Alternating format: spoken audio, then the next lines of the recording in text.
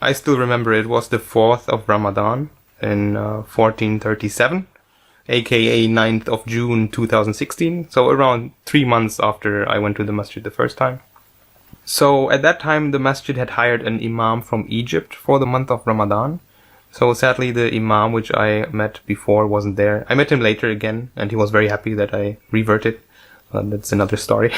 So I walked into the masjid and I told the first person I met that I came to accept Islam. And they must have been very surprised that someone just randomly comes into the masjid and wants to revert to Islam.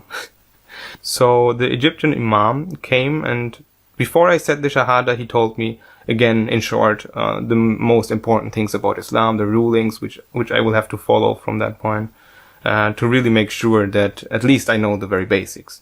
So yeah, and then it was time to take the big step. So I said the Shahada in front of a few brothers. I think it was like maybe around 5 people. Alhamdulillah, it was really, really amazing feeling to say it, and I felt very energetic and motivated at that time.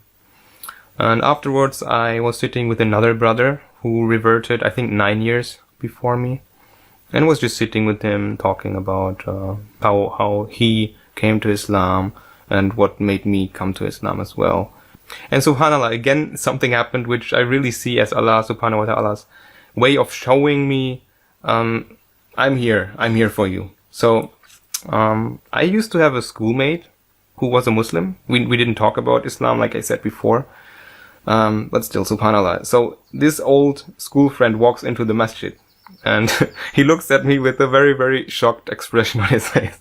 And I told him that I came to say my Shahada. I just said it, and he was just staring at me and in complete disbelief. Like, I think when I was at school, for him, I was one of the people he would have never ever thought to come to Islam. So that tells you how much different I was at that time when I was in school. Yeah, so there I was sitting in the middle of people I didn't know, in kind of a very vulnerable situation, I would say. You've basically just been reborn as a Muslim.